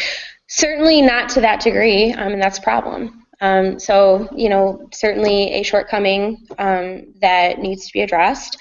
In terms of, the thing that's coming to my mind is we have a farmers market. The county commissioners hold a farmers market at Jobs and Family Services once a month during the summer so that folks can obtain their assistance and then go out and actually buy that fresh produce. And they do accept SNAP and WIC. The Toledo's farmers market accepts SNAP, and I believe the farmers market at Westgate as well does accept it as well. So that's the only, I guess, way I could say that we're kind of bringing services where they're needed and where they're accessible. But in terms of getting folks involved and connecting that with jobs and family services, you know, maybe that becomes a conversation on green jobs training. That's a huge shortcoming in the community. It was done a couple years ago. It needs to be revamped. We had a grant to do a little bit of that, to train people to do energy audits on houses and things like that. Certainly those things need to be scaled up and improved. Happy to continue that dialogue. I don't know that we're doing a great job with that. That's fine. Good. No, great. Always looking for that input. In terms of policy makers and sort of the impact on legislation, local legislation on some of these things, the past year in our work has certainly been a lot about identifying these barriers and starting to talk to our leaders to say, listen, we're trying to move these things forward. We are finding X, Y, and Z issues in the policies, and that these need to be changed. These conversations are starting. It's a process. So, for example, I went to a conference last week on urban agriculture, learned about agricultural exemptions in city ordinances so that it's easier for folks to do urban agriculture. We have a law that prohibits hoop houses to grow. That needs to go away. So it's really about identifying those issues, showing what types of opportunities are present when those barriers are not in place. And then again, having the opportunity to prove it. So those conversations are taking place, but also again, our local leaders, it may not seem like it, but they want to hear from people. If you send an email, if you send a letter, if you make a phone call, I know for a fact the county commissioners will sit down with you, and if you have concerns or an idea or anything, they're willing to listen. And then there's also folks, like myself working in those offices who are happy to work with you. We're always looking for ideas from community members. But yes, those institutional barriers are certainly in place, and it's a process to get them changed. And again, lots of good ideas that we need to continue to push forward. And I will say that sustainability is on the radar of local leaders. I think it's just a matter of continuing to educate them, giving them examples of what other communities are doing and the benefits that they're seeing. And that's certainly been a great tool. We sent a couple commissioners to, I believe, Pittsburgh earlier this year, and to see some of the things going on there was really eye-opening for them. So again, just kind of moving those things forward as those realizations happen. And then, did you want to address Neil's? Cool, okay. Before you share, I have a question. Has that grown into a coalition yet, like the Great Lakes region? How far along is this sharing, what other communities are doing in terms of sustainability? Is that beginning to create a network yet? Yeah, actually something that's really neat that I didn't know if it'd come up today. There's a group called the Urban Sustainability Directors Network, and it is urban sustainability folks in Canada and North America, and it's an information sharing network that Lucas County is a member of, so we get the opportunity to talk to all different sustainability programs all over the country. There's certainly a lot of variation with staffing and resources. We've got San Francisco. I just listened to a presentation, and they spent $800,000 on a composting program in one neighborhood. So they certainly have more resources than we do. But there's regional networks as well, Ohio, Kentucky, Indiana being one of them. And there's also a Great Lakes Climate Adaptation Network, which is information sharing in the Great Lakes region around climate change. So those networks are in place, they're strong, they're growing. And again, that information is available to anyone who's interested. So that network has been detrimental in some of the work we're doing. Again, the USDN. So it's a great coalition.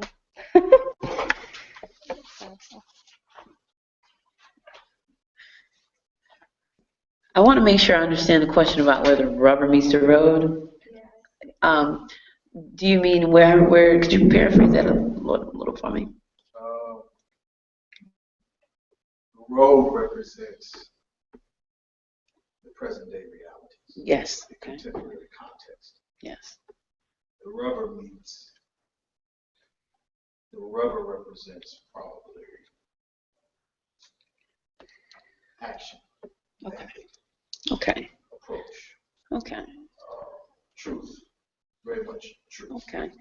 Well, the way I can address this in this model, my community has seen me go from no home to 3 homes. I own 3 homes, yes. I mean, the 2 are on top of each other.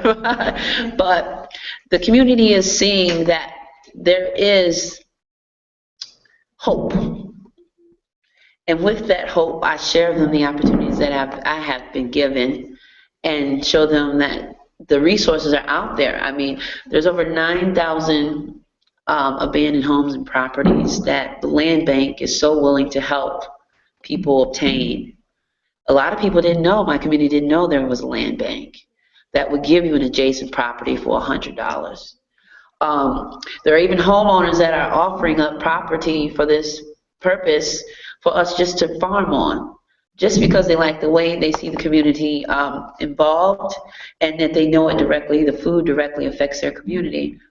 So with where the rubber meets the road, the community's outlook was very bleak as far as possibility when we started. Now I have teenagers talk about owning their own beef farm.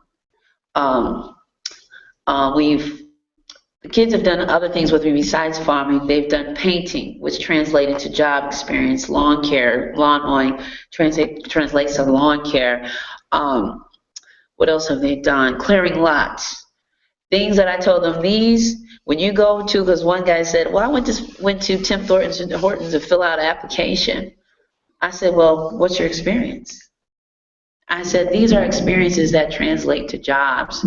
I can attest that you do know how to mow grass. I know it sounds crazy, but they are taking this to the next level. Does that mean? They're taking it to the next level as far as now I can own my own lawn care business. One guy saved up his money and he did buy a lawnmower, and now he cuts grass. And like I said, this community, word of mouth is amazing in a community. And so with that being said, our community has already done about face and is facing a new direction, in a positive direction. And I just, I hope that we can take this model into other communities, because it's not a grand scheme, it's not major, but the outcome is major when you took a place where you have 30% of kids under the age of 18, and you got to think, if we don't put anything in place, any infrastructure in place, where are they going to go? What are they going to do? And so now they see the importance of education, and this thing is just a catalyst for just a major change in the community. So we have yet to see the results, but you can just walk through the community. One thing I did was I kept an open concept. Everyone said, don't do it. You built a 6-foot fence around this farm. I said, no, we can't do that, because that means I don't want them in there. And so we didn't build a fence. Oh, they're going to steal everything. They're going to break everything. They're going to vandalize. Not one thing has been touched. Not one goat has been messed with. Everything that they told me about my community was not true. So with that being said, we'll see, and I'll be able to answer that in the future as far as where the rubber meets the road. What does sustainability look like in the model that you hope to present, or your vision for a more comfortable way of existing in this humanity known as Toledo, Ohio? Okay, what it looks like in my community, from what I see, is the going local thing, local theme, is creating a product that my community needs. They buy that product. I invest back in my community. That's really the ongoing thing that I see, is that we create a product that my local residents and my local community needs, and I keep the money here. The employees are here. And then that raises our level of standard of living in our community if we live and work in our own community. So I see it as being, a win-win situation.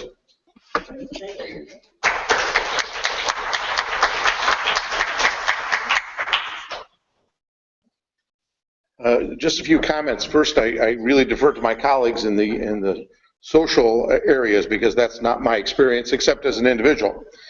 I will say, in terms of the question from a familiar student back there, in terms of in the world and peace, you heard the case that was from the woman from Costa Rica talking about Sierra Leone and the things that they did. There is some hope in some of those places, but it is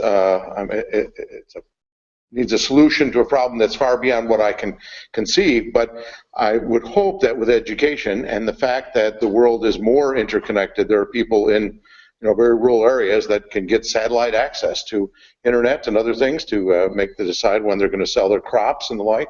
They don't even need lines anymore. I mean, they're just skipping the whole idea of power lines and telephone lines because you just use the sun. So I'm not a climatologist, I'm a physical chemist. My area is really kind of air pollution, that sort of thing. And so it was natural for me to talk about this, but my specialty is really education, is how do people learn, and what can you say, the graphical things. Does it make sense to you? Does it grab your attention? That's what I'm interested in. And so that's why I give all these talks, and that's why I look at how people respond from that. In terms of particular things for UT students, as Neil very well knows, we have a group of students on campus in an organization called Building Ohio's Sustainable Energy Future. We have about 50, 60 students in UT and Bowling Green. We meet monthly. We have a group on solar, a group on biofuels, a group on biomass, and a group on education. And they work on projects to educate communities. The education one goes into schools and talks to kids about recycling and the like. The solar works on look at design plans, what we might be able to do. I think I can say it here. I think they're working now on looking at putting solar panels to one of the downtown buildings that is social services.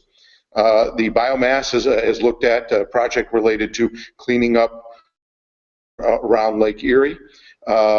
And by the way, they get scholarships for this. They, in fact, get half of their tuition paid if they're one of the selected members to be on this.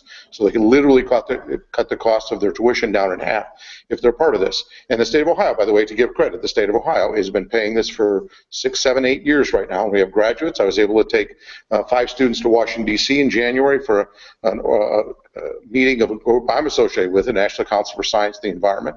And they got to hear the head of the EPA, they got to hear the president's science advisor, they got to meet with Marcia Kaptur, and she was very interested in the projects they were working on. And so a connection for students, to end maybe on a little bit of a negative note, if you will. I'm generally an optimist, okay? And the income inequality is something that is dear to my heart. I grew up in very modest means in the city of Chicago. And so the income inequality can just rob people of hope. And fortunately, there were people in our family who were able to help us, and the government and the church and other things.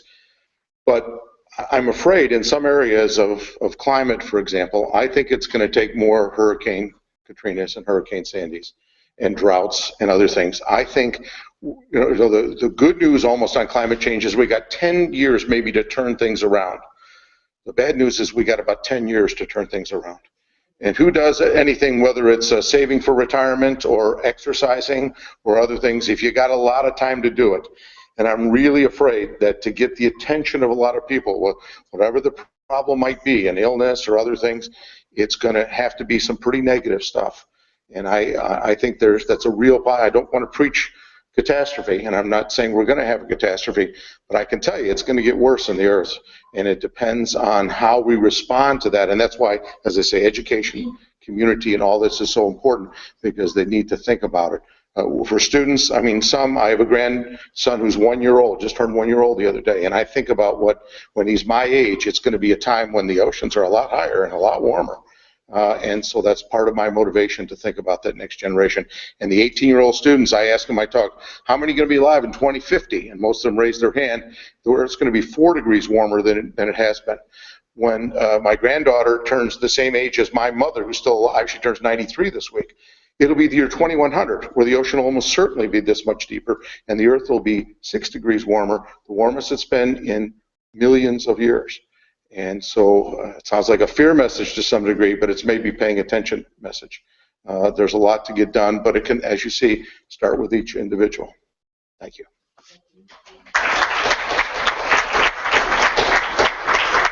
So our last panelist is going to return to us for her last word. Back to Alicia Jimenez in Costa Rica. Er is een andere enquête genoemd, de algemene enquête voorgericht op de doelgroep, dus niet zozeer op mensen die interesse hebben. Hello. Hope you can hear me, and I just want to thank the organizers for this wonderful event, this online event. It's wonderful to see what technology can do to bring us together. So they just give us a lot of hope to see how we can connect and share, because as I mentioned on related to global ethics, we need mutual understanding between the peoples of this planet. So this is what we have to do, right? Communicate and get this understanding. So thank you to Marisa, Tony, and all those involved. And also, well, I just want to also send my greetings and thanks to the panelists. What I was able to hear was this great example from Lucas County, and I think it was a wonderful coincidence that one of the examples that I shared from a city planner and a sustainable development plan from a county, and then she mentioned this about the Lucas County Sustainable Development Plan. So I hope we can connect maybe both of you to share about experiences. So that was a nice coincidence, and also the example from Elizabeth Harris. What an inspiration! So thank you so much, and of course all the tips that we can do to be more sustainable. So I think it was a very rich discussion, and then about the Seeds of Hope, I just maybe want to finish to say that really I hope you can enjoy that. This exhibition has wonderful quotes, very inspirational ones, and so I hope you get the chance to see, to reflect, just not go and skip it very fast, but to take the time to read it carefully, all those wonderful examples that were mentioned before, Wangari Maathai, many others, but also other words of wisdom that are included there. So no, that's my message, and what one person can do.